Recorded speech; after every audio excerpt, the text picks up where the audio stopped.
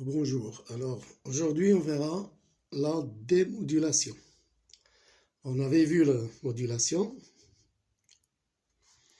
Alors, on a utilisé un multiplieur X à deux entrées. Okay. Première entrée, on avait mis l'onde porteuse, P de T. Deuxième entrée, le signal à transmettre plus la tension de décalage. Et à la sortie, on avait récupéré le signal modulé, US de T. Ici, la masse. Voilà.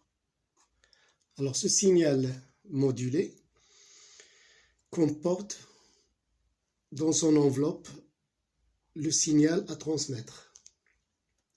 Donc, maintenant, on a besoin de démoduler cette onde modulée pour récupérer notre signal que l'on veut transmettre. Voilà. Alors, cette démodulation consiste à récupérer au niveau du récepteur le signal modulant qui contient l'information et qui représente la partie supérieure du signal modulé. Voilà. Elle s'opère en deux étapes. Alors, première étape, c'est la détection d'enveloppe et l'élimination de la tension continue par filtrage. Ces deux étapes, on va les voir séparément. Première étape, suppression des alternances négatives et élimination de l'enveloppe. Alors pour cela, le montage utilisé sera un filtre passe-bas. On verra pourquoi on l'a appelé passe-bas, qui comporte une diode. Alors cette diode-là, on la met ici. Quel est son rôle? Alors son rôle, c'est il va bloquer les alternances négatives. Les alternances négatives du signal modulé. Et on va obtenir un signal modulé, mais qui n'a que les alternances positives, comme ceci.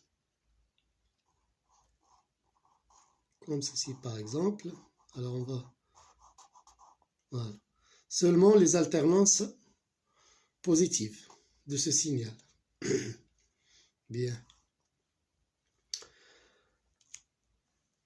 On va associer à cette diode le filtre passe-bas. Alors, ce filtre passe-bas est constitué d'une résistance R1 et d'un condensateur C1. Voilà. Alors, lorsque ce signal redressé passe par ce filtre, qu'est-ce qui lui arrive? Il va détecter son enveloppe. C'est le détecteur d'enveloppe. C'est un filtre passe-bas. Alors, pourquoi passe-bas? Alors, dans ce signal redressé, il existe l'onde, la fréquence de l'onde porteuse, FP, et la fréquence de l'onde du signal S de T, qui est Fs. Alors, nous savons que pour que la modulation soit de bonne qualité, il faut que Fp soit supérieur au moins à 10 fois Fs. Alors, filtre passe-bas et laisse passer les basses fréquences. Quelle est la plus basse fréquence des deux? Bien sûr, c'est Fs. Donc, à ce niveau-là, seul le signal S de T plus I0 va passer. Donc, on va éliminer l'onde porteuse à ce niveau-là. C'est pour ça qu'on l'a appelé filtre passe-bas. Il laisse passer les basses fréquences. Ici, Fs. Bien. Donc, à ce niveau-là, on obtient le signal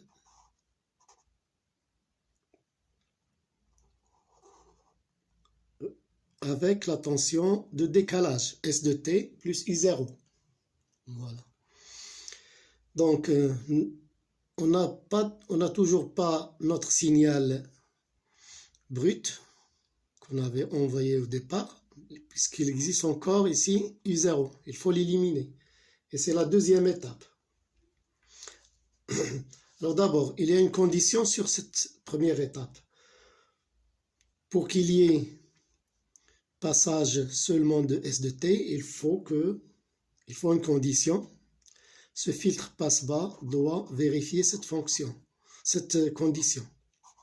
R1, c'est 1, qui est la constante de temps de ce dipôle, RC, doit être comprise entre, alors, très supérieur à TP, période de l'onde porteuse, et inférieur à TS.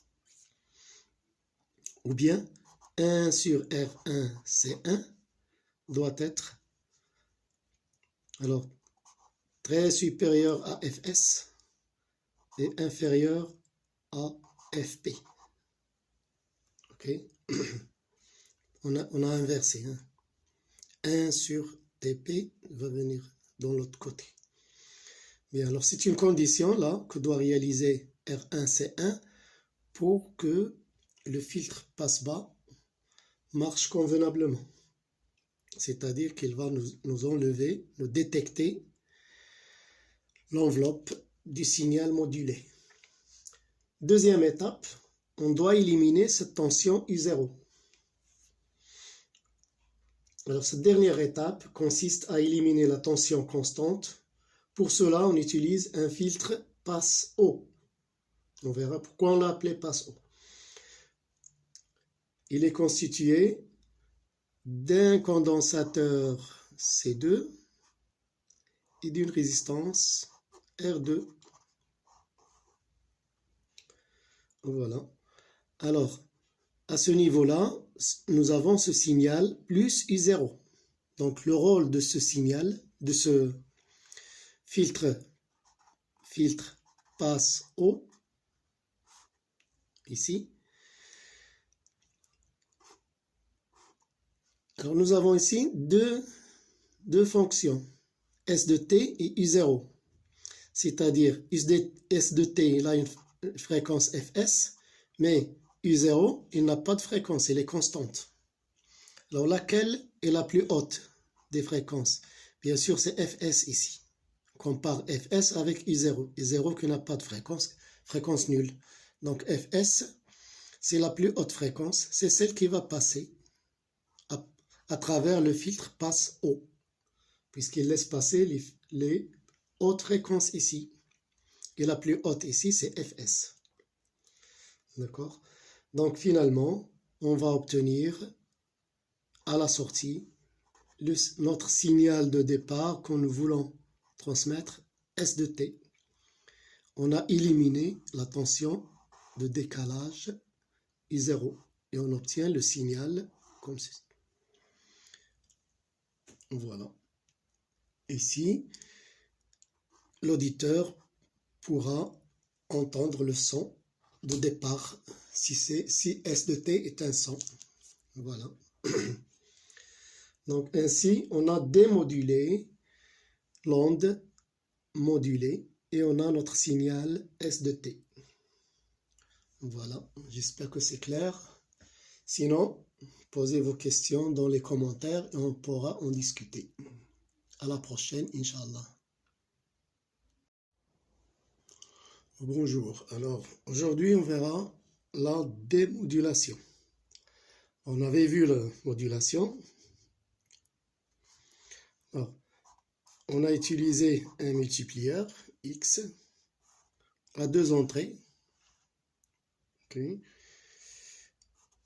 Première entrée, on avait mis l'onde porteuse, P de T.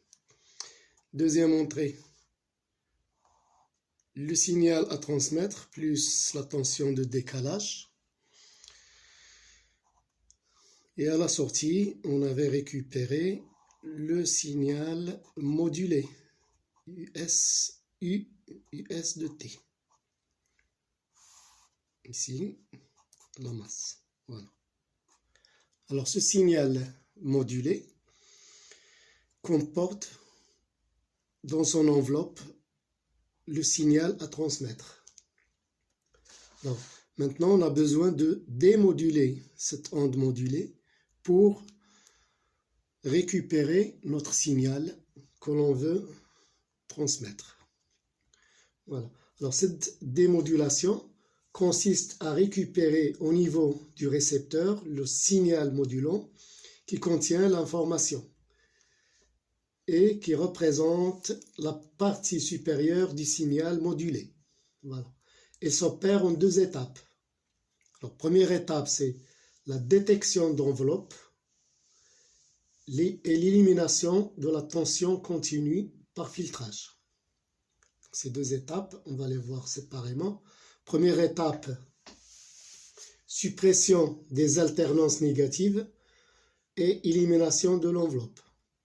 Alors pour cela, le montage utilisé sera un filtre passe-bas.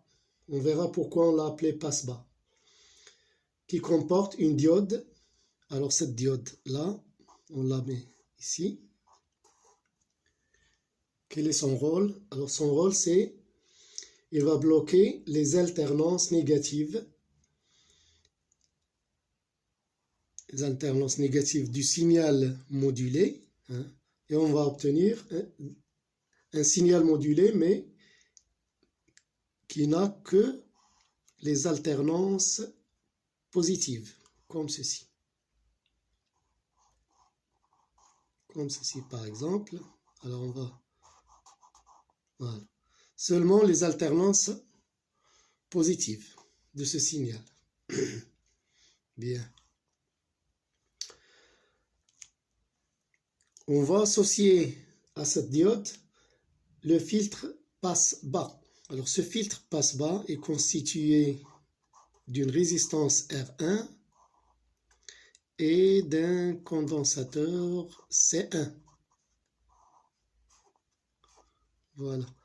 Alors lorsque ce signal redressé passe par ce filtre, qu'est-ce qui lui arrive? Il va détecter son enveloppe. C'est le détecteur d'enveloppe. C'est un filtre passe-bas. Alors pourquoi passe-bas? Alors dans ce signal redressé, il existe l'onde, la fréquence de l'onde porteuse, FP, et la fréquence de l'onde du signal S de T, qui est Fs. Alors, nous savons que pour que la modulation soit de bonne qualité, il faut que Fp soit supérieur au moins à 10 fois Fs. Alors, filtre passe-bas et laisse passer les basses fréquences.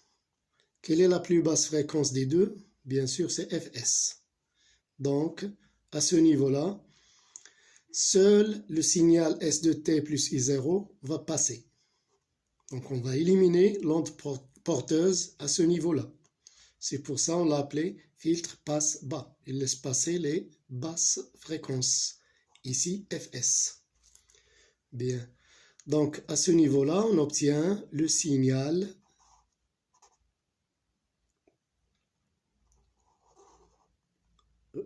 avec la tension de décalage, S de T plus I0. Voilà.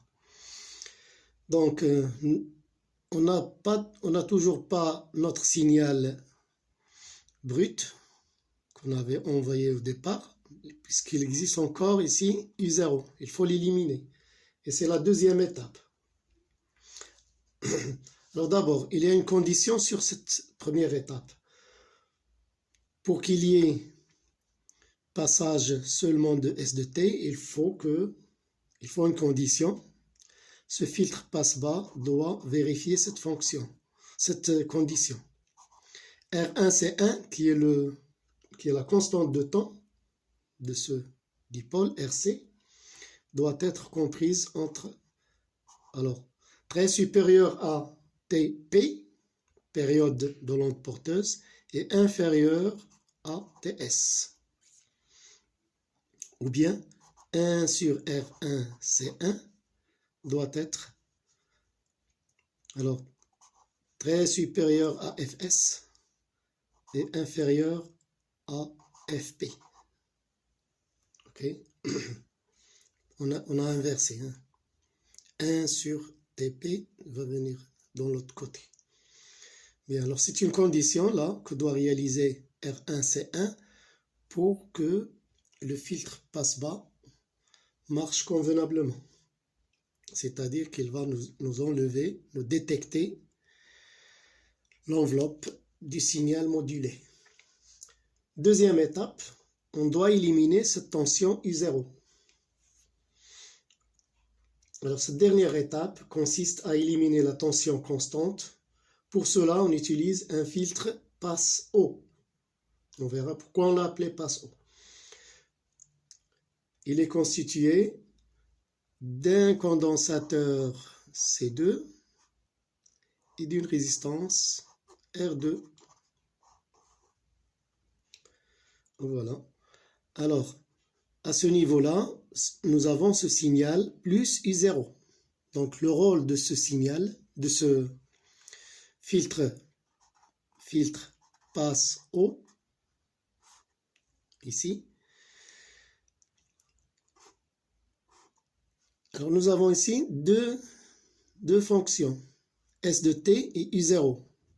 C'est-à-dire, S de t, il a une fréquence Fs, mais U0, il n'a pas de fréquence, elle est constante. Alors, laquelle est la plus haute des fréquences? Bien sûr, c'est Fs ici. On compare Fs avec U0. U0 qui n'a pas de fréquence nulle. Donc, Fs, c'est la plus haute fréquence. C'est celle qui va passer à travers le filtre passe-haut, puisqu'il laisse passer les hautes fréquences ici. Et la plus haute ici, c'est Fs. D'accord? Donc, finalement, on va obtenir à la sortie notre signal de départ que nous voulons transmettre, S de t. On a éliminé la tension de décalage I0 et on obtient le signal comme ceci. Voilà. Ici, l'auditeur pourra entendre le son de départ si S de t est un son. Voilà.